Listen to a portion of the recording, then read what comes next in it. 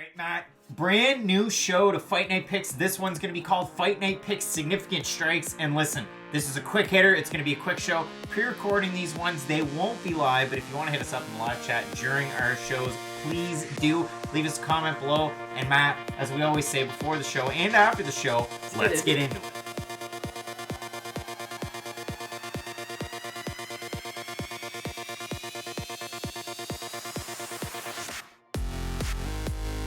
Alright, Matt, and welcome to the latest and greatest episode. And I say greatest because this is the first one of Fight Night Picks Significant Strikes, and we're going to start it with a bang, Matt.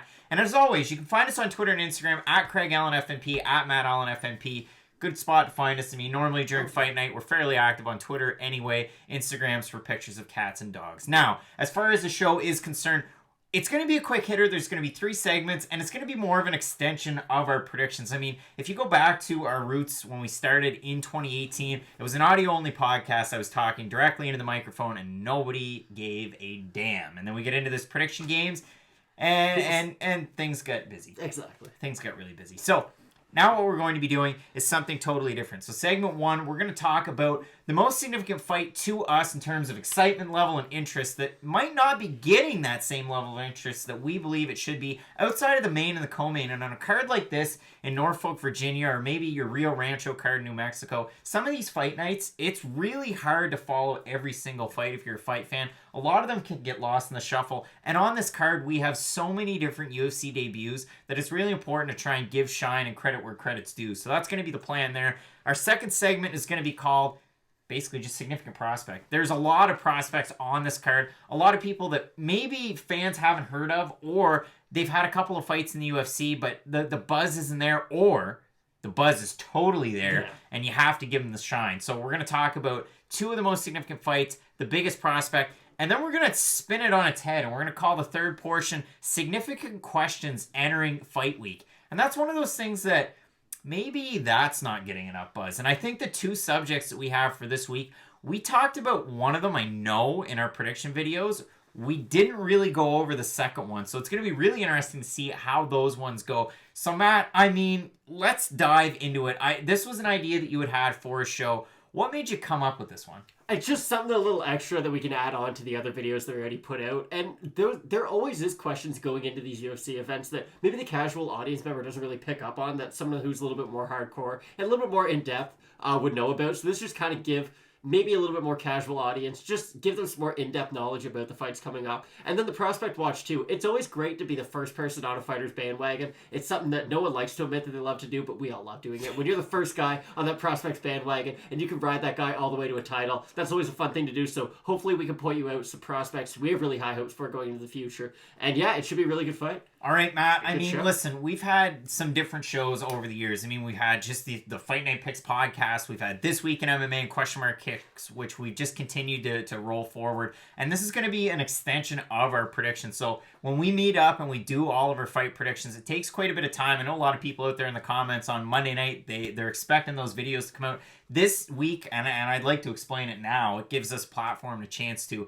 There was so much work involved with those prospects. I'm not even joking. The amount of Photoshop, every single graphic that you see is one that we take, cut, paste, cut, Photoshop. It does take a lot of time to put together. It took an extension of entire night to get those videos done. It's like an iceberg. You only see the top part of it. Holy old catfish. But for a show like this, it's something that we're going to be doing. We're going to throw them in with our predictions. And it's not just going to be a recap of everything that's said. It's those things that might get missed or cut out due to time. So I'm really looking forward to it. Matt, without further ado, let's get into those 2 fights that we're looking at that might be under the radar, the 2 significant fights.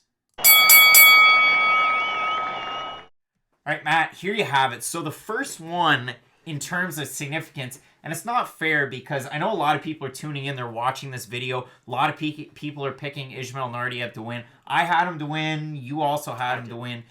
And it's kicking off the prelims of a card where, and it's easy to say it now, there's so many prospects that if you're going to start a card in Norfolk, Virginia, you should probably go with a fight like this that could produce fireworks. Oh, yeah, without a doubt. We always say that. You always want your first fight on every card, if you will, to be the most exciting fight. And when I say every card, you always want, like, the Fight Pass prelim portion. You want the first fight to be a banger. Same thing with the prelims, same thing with the main card. You always want that introduction to be the best fight. And that's why, like, if you remember back when it was the ESPN era or the end of the Fox era, and they started to load up the early prelims, and it was back when, if you're a fight fan in the States, you had early prelims, main card. Up here in Canada, we still have that. They still consider it that. So the way that it works up here for us, we watch fights on Fight Pass, then TSN, then possibly TSN or pay-per-view after that. So it's a little bit different up here, but they still go with that approach. And this is a great way to stack that start. Now, we're talking about fights that are significant that might not be getting enough shine. Why is this one of those fights? I just think that stylistically, this is one of the better fights of the weekend. You have two guys who have a grappling background but prefer to strike into their grappling. They don't just want to go out there and shoot double legs the whole time. It's going to be a very high volume fight. I think both guys have good power. And if you are throwing a lot of volume, really, it only takes one shot. We have two guys who are as big and powerful as they are. But both guys are looking for that submission in the end. And especially with Sean Brady, he's a guy who, he's going to go out there, going to throw really heavy leather. And then if he does drop you, that's when he looks for a neck. He's not just going to go out there and go for the takedown. He's going to try to damage you with those shots. And then once you are kind of hurt, then he'll go for that takedown. Now, Matt, I know there's all sorts of great fights on here. You were considering going with Marcin Tybura and Sergey Spivak, which... that's a rough one, I gotta say. I mean, I think it's an interesting one, just because the fact that it's not often that you see a guy go from main event to prelim so quick as Marcin Tybura. And I know he was the B side of that main event. Like, we do see a lot of fight nights where it'll be one guy in the main event who's pretty well known, kind of the more established guy. In his case, Fabricio Verdum, and then you have the challenger, and of course Marcin Tybura just kind of filled in that part. But he was on a really good run, and he was a guy who, I'm not gonna lie and say that I ever thought Marcin Tybura would win a title, but he was a guy who was kind of making his way into that top 10, who on his best night might be able to beat a guy like Derek Lewis. We saw in their fight anyways. He had really good moments. Of course, Derek Lewis just has bricks for hands, so he's going to put people away. But he had promise at one point, and his skills for a heavyweight are pretty good. I mean, he's quick on his feet. He's got good submissions. He's got good grappling. He just doesn't really put everything together well. And Sergey Spivak, after that Tai Tuivasa fight, and I kind of had Tai Tuivasa overrated. I thought he was top, maybe not top tier heavyweight, but I thought he was a prospect with really good promise at one point, and Spivak put an end to all that. He just took him down over and over again, got on top of him, beat the brakes off him the whole entire fight, and a performance like that over a guy like Tuivasa, who, he's not the best, but he's one of those kind of cult fan favorite type of guys. Who you might not know who he is, but if you have Twitter, you probably seen him drink beer out of a shoe. So to have a win over a guy like that, yes, talent-wise, it might not really put you over, but just to have a win over a name that big, it's going to bring more eyes to your next fight. And to fight against a guy like Marcin Tybura, it's a big step ahead because it is finally one of those veteran guys who's going to have to fight. But if Sergey Spivak can get past Marcin Tybura, then we're going to look towards, those Derek Lewis fights. Maybe a Junior Dos Santos. He's had a couple losses. Like, there's a good way for both guys to go,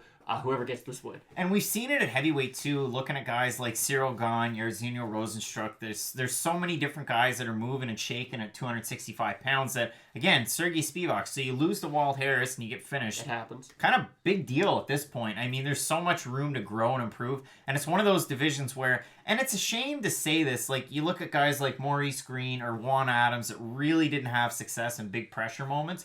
But if you're somebody like a Justin Taffa or some of the names that we've already mentioned, you just continue to win. Yorgan De Castro, Greg Hardy, another perfect example. Yeah, good point. Either guy, you just continue to move up the ladder, and it's pretty easy to do so at this point. So that is a good fight to watch for sure. It was more of a joke because pre-show we were talking about this. Yeah, you were chirping, but I think it's an exciting fight. But I brought it up anyway. But really, the second most significant fight that we were talking about, and I know it's high up on the card. It's kind of weird that it's not our co-main event. In a way, I mean, it's great that Felicia Spencer and Zara Farron get that credit where the credit is due. I keep saying it. But Iwan Kutelaba taking on Magomed Ankalaev.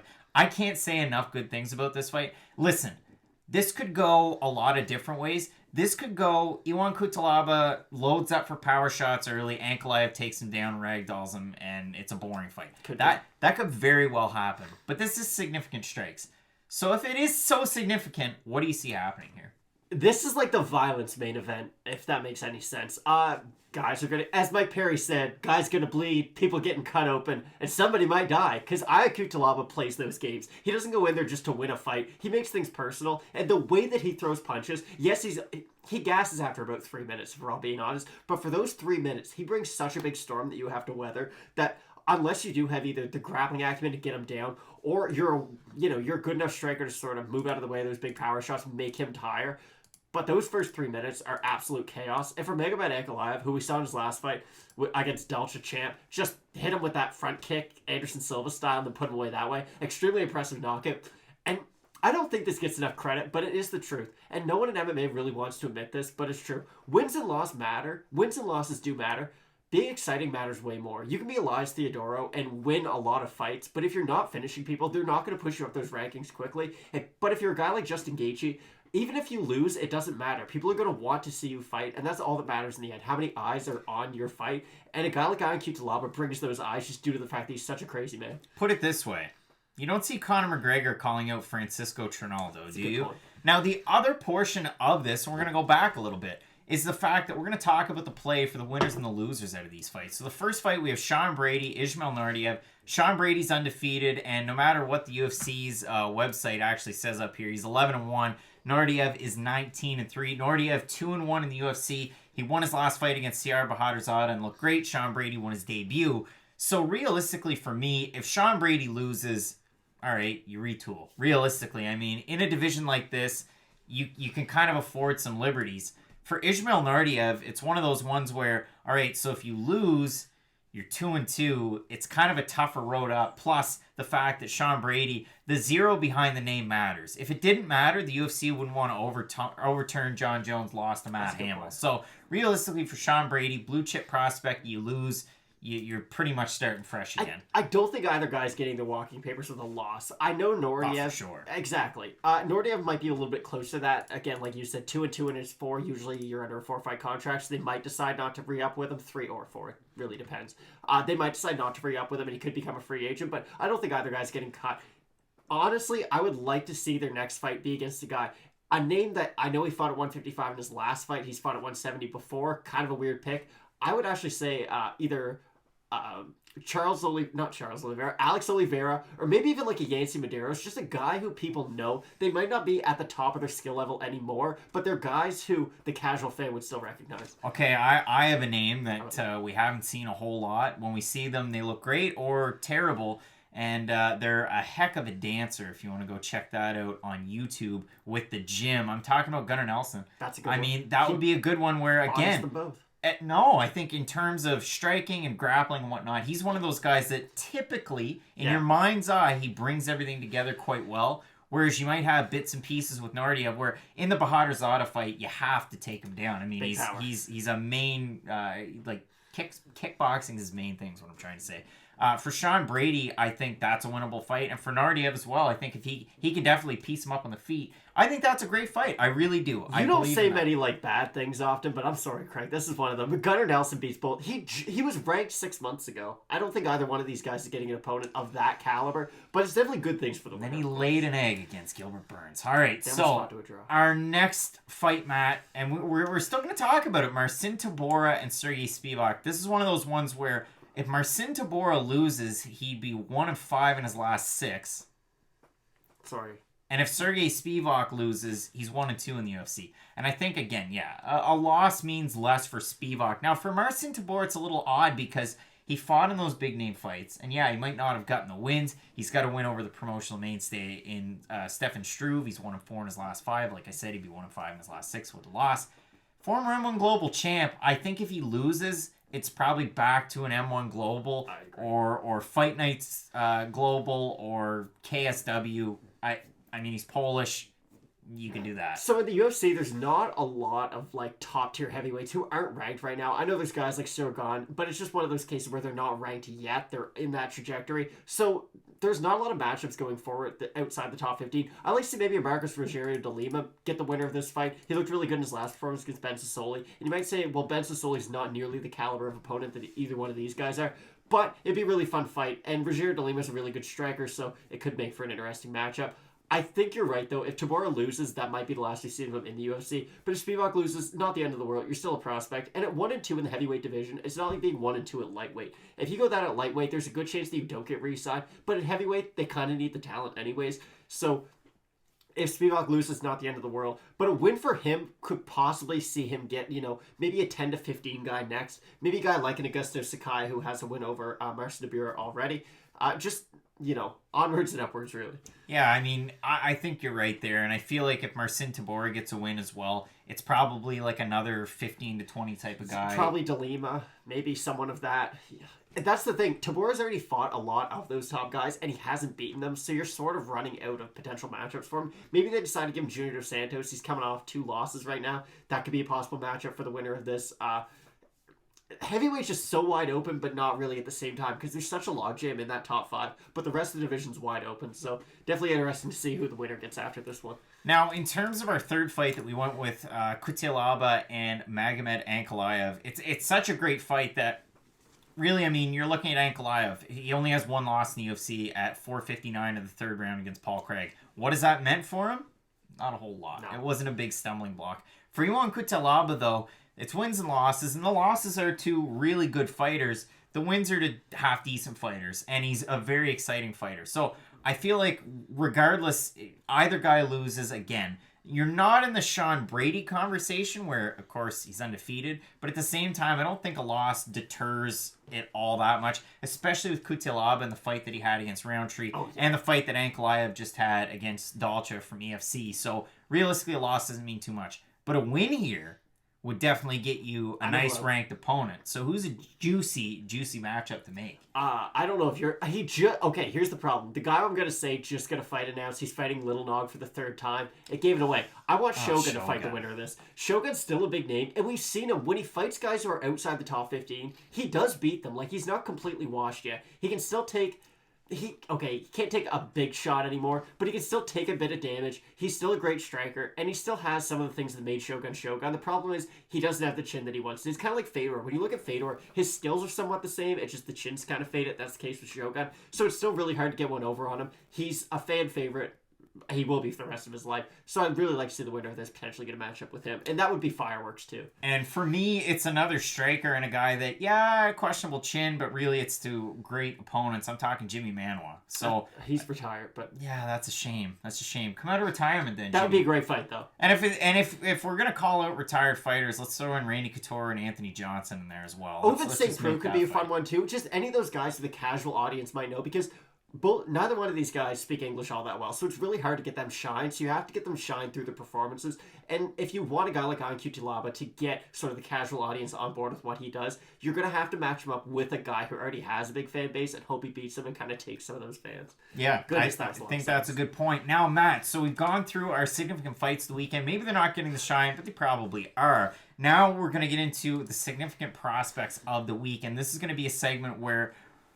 Okay, first of all, this weekend, there's a lot of different prospects. Now, it might seem, and I'm going to tip my hand a little bit here, the 2 that we're picking are cherry-picked. I mean, they're half-decent, but I want to preface it by saying this. So you've got really good you got Kyler Phillips, you get TJ Brown, you've got all sorts of guys making their debuts, Derek Minner as well. But it's Derek Minner's opponent for me that really makes a difference. It's Grant Dawson. I mean, this is a guy that only has the 1 loss in his career. He's looked amazing. I know you saw it really set him back a little bit. He had the 2 fights booked with Chaz Skelly. Injuries forced him out. He's going to be taking on Minner, a guy that they know each other quite well from the regional scene. They kind of do the same thing well, but Grant Dawson does it just so very well. And I think at 145, he's going to be such a problem in that division. You're going to see him climb the ranks quite quickly. Let's focus down the road. Let's focus a year or more down the road. I was going to say, where do you put his ceiling? Do you see him as a guy who can get into that top 5 and potentially stay there? Do you see him maybe getting a title one day? Like, where do you put his ceiling? I see him as a top 10 guy, and there's some fights along the way that I'd like to see. Like, right now, Grant Dawson, so you win this fight, it's probably, a 20 to 15. You're in around there. Dan Ige, maybe. But then you look at future matchups, and I think of Calvin Kattar and Shane Burgos as 2 great fights that I'd like to see Grant Dawson in, in the next, let's say, 20 to 24 months. Guys who can stuff the takedown and force him to strike with them. That's a really good pick for guys who we should watch out for. And guys who, that's the thing too, you really have to look at a guy's ascension to a title shot and see the guys we fought on his way there. The best thing for Tony Ferguson fighting Khabib is the fact that he fought Kevin Lee. You know what I mean? And Michael Johnson. But the difference is that Kevin Lee has a similar style to Khabib, so you know, okay, if you can pass that test, you're at least somewhat ready for the bigger one in the future. And for Grant Dawson, I think that's what he would have to do. Fight some strikers who he can't just take down and choke out like everyone else, and make him work on those things that he hasn't, that aren't really at the level of his grappling just yet, so we can keep on improving going into the future. But no, I think that's a great pick for this card. And then the other one that we have here, and listen, it was pointed out in a comment under the video, and we really appreciate it, because Matt compared him to... Sometimes he looks like Anderson Silva if he could really bring everything together. We're talking Luis Pena. And it was also pointed out that in terms of gyms, not with AKA for this camp, he's with ATT, which is very interesting because we've seen him at multiple different big gyms. Kind of similar to what we've seen, and maybe you shouldn't draw this parallel, but Ed Ruth. Ed Ruth went to Alliance. He went from Jackson Wink to Alliance and up to AKA. Things didn't work out with the striking Alliance. He suffered his first pro loss, and then his second pro loss with... AKA, but still, point being that Luis Pena continues to try and bring everything together, and when he's on his game and he's at his best, he certainly does look good. So, for a basketball reference, Luis Pena reminds me of Ben Simmons. Ben Simmons is a guy who's really good at passing and really good at dribbling, but he can't shoot at all. But the things he's good at, he's great at. It's just he has a big hole in his game. Luis Pena is kind of like that because he's good at jiu-jitsu and he's a great striker. It's just the wrestling defense is such a big liability that it's really hard to put a ceiling on him right now because you look at some of his skills and you're like, oh, he could definitely be in that top 15, in that top 5. And to say a guy can be in a top 15 in the lightweight division is like saying they could be top 5 in light heavyweight. It's just such a good division, and there's so many good guys you'd have to beat to get to that level in the first place that I think he could be a top 15 guy. It just really depends on if he can shore up that wrestling defense. Now, training at AKA when he was, I thought, oh, that's the best thing for him. He's going to be training with wrestlers all day long. ATT, of course, we're comparing apples to oranges. Like, they're the two best gyms in the world, pretty much. But it will be interesting to see. It's just such a big X factor of can he and will he shore up that wrestling. Yeah, exactly. I mean, he's taken on a tough opponent now. I know it's short notice, but he's taken on Steve Garcia Jr., who's making his UFC debut. It's a really interesting one. If you get the chance, make sure you go back and watch our prediction for that one. But I'm looking forward to it. As far as top 15, I don't know about it, but Here's a guy who I'd like to see him fight, though. Joe Duffy. Joe Duffy was a guy who at one point had a lot of hype behind him, fought Dustin Poirier. Beat Conor McGregor. Beat Conor McGregor way back in the day. But when he lost to James Vick, he kind of went away. We never heard from him again. And then he fought Mark Jacasey, and he was a big favorite going into that fight, and Jacasey kind of lit him up. So maybe Luis Pena could be a fun guy for him to go back in there with, because Joe Duffy's really good at boxing. He's going to want to stay up for the majority of that fight. It's going to play into both guys' strengths, and it should make for a great fight.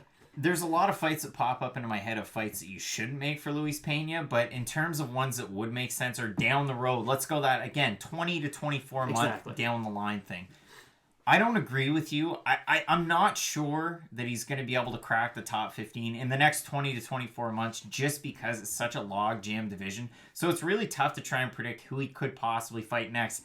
And you have to look at the track record so far in the UFC and the fact that that is such a liability with the takedown defense. You have to worry where he's going to be in the next 20 to 24 months. So it's really tough to try and predict a future opponent.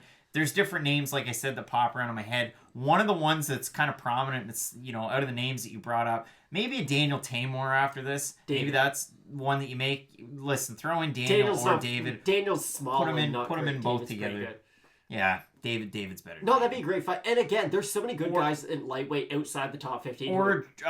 And this is a tough one, and this is one that I don't know how well he fared. Jakar Close, that's a tough one. Exactly, and that's the thing too. Like, we could name off 30 different guys who are in the top 15 who are absolute killers. That's kind of the problem with the lightweight division, but that's the thing. If Pena can shore up his wrestling defense, maybe he can get into that top 15. If he doesn't, and I think you bring up a good point, he could be in the top 15. He might not even be in the UFC. That's how big of an X factor that wrestling defense is for his career. Now, in terms of our last segment of the show, and again, so many different UFC debuts, there's some significant questions that we have to address going into this week, and it's very difficult because this is one of those things that you might not hear about during fight week. The first one for me, and we talked about it in our prediction video, Brendan Allen's taking on Tom Breeze. Tom Breeze, excellent striker at 170. What are we going to see at 185? Versus Brendan Allen, whose jiu-jitsu is out of this planet, and he's really gotten himself out of some tough situations as far as striking is concerned by getting the fight to the ground and getting the submission. We saw that exactly play out in his last fight against Kevin Holland. Now, Tom Breeze is not Kevin Holland. Kevin Holland's long, rangy. Doesn't have big power. Yeah, exactly. Tom Breeze does, though.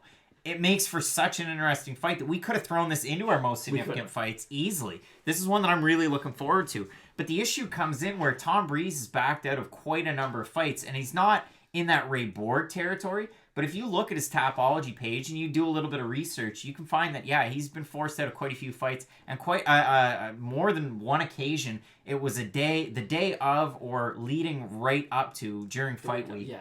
Right, what weigh-in day. My goodness. See, I can't even talk now. That's a really significant question for me because there's a chance that maybe this fight doesn't happen. Now, hopefully it does. Hopefully everything's going well for Tom Breeze. And again, there's been quotes from his manager due to the fact that he was out of one of his fights, and his manager, again, Graham Boylan, in charge of Cage Warriors, that it was not an irregular heartbeat, but his heartbeat was too fast. So that's why they had to pull him out of the fight. It's never a good thing. Which, could be associated with weight cutting. You never know. But I just really hope that this fight happens, and it is a significant question. And he's such a good talent, too. Like, we saw in his one appearance at 185 just how good he was against Daniel Kelly. And I know you can say what you want about Daniel Kelly, how he's wrapped up so much in every single fight, but he is a top-level opponent who, maybe not top-level, but he's a guy who, if you beat him, it proves that you do belong in that division and that you're ready for bigger and better things. So, I mean, before he fought Derek Brunson, Dan Kelly was going. Exactly. Daniel Kelly was actually the favorite over Derek Brunson. How crazy is that? Wild stuff. And then the second question, and this is a big one, and we talked about this, before we started the show. Well, because no one else is talking about it. I thought this would be such a big speaking point this week, and it never turned into one. And this there's a reason why. Because for Deiveson Figueiredo, he's made flyweight. He continues to make flyweight. If you go back and you look at it, the last time that he actually truly weighed championship weight, and we'll get into it, Matt, but the last time he actually weighed on the dot 125 was against John Moraga back in August of 2018. It doesn't really matter that much, 126, what have you. But it was documented by Combate before he fought Yusei Formiga. Tell us about that one. Okay, so we bring up that Formiga fight a lot going into this because it is a similar opponent between the two. He cut 39 pounds to make weight in that fight, and he did make weight. He, didn't fall or anything. He was good. But he gassed so badly. That's just such a big thing to put your body through the day before you're supposed to fist fight a guy in a cage. It's kind of crazy. So if he does have a really major weight cut like that, he's going to have to be banking on the fact that he must get a knockout in that first round and a half. Because if it goes into that third, fourth, fifth round, with a guy who has such the output and the cardio of Joseph Benavidez, if you're that compromised by minute 20 of a fist fight, it's going to be detrimental to your performance. It's going to be insane. I just could not imagine basically cutting a quarter of your body weight when you weigh that much to make weight for a fight. It's absurd. And it's absolutely insane. And I'm sure, you might see rumblings on Twitter or what have you, but if you're not on Twitter, you're not on Instagram, you're probably not following us. That's but true. Maybe it's something that you might miss out on. So it's really interesting, especially a fight for the flyweight title. They're really pushing the undisputed narrative here, and I'm sure that the Triple C is going to have a lot to say about that one. But it's a good fight nonetheless. We're really looking forward to it. As far as the card in total, make sure you check out those predictions. We have all 12 of them, including all of those UFC debuts and an extended look at every one of them. I know we were called out over on Facebook because one of our videos was 4 minutes long and they're 2-minute predictions. Sorry, we gave you guys more content. We try our best. We try our best. But no, listen, we really appreciate everybody tuning in. We're going to start to do these shows after all of our prediction videos. There's something totally different than the predictions, but we're going to lump them into the same playlist. So maybe you didn't get a chance to watch our prediction for Felicia Spencer Zara Farron, and this is an avenue to get there. But Matt, there's all sorts of great stuff going on this weekend. I mean... And it's not a pay-per-view. A lot of people have been saying how, we really like the main event. We're going to support it. We'll buy the pay-per-view. It's not. It's on ESPN Plus. Check it out. It's going to be a great card. It's not a pay-per-view, though. This is a free title fight. It's going to be a really good one, too. You're going to want to check it out. Back to the DJ days. So, Matt, as we always say with it, make sure you check out the rest of those prediction videos. All sorts of great ones. I'm also going to link up there a link to our pal at Kumite TV, JHKMMA. He's got some great interviews with 4 of the fighters competing on this weekend's card. So you're not going to want to miss all that action with Fight Night picks, Matt. Oh, we got to end the show. We do. As we always say. Let's get into it. Let's get into it.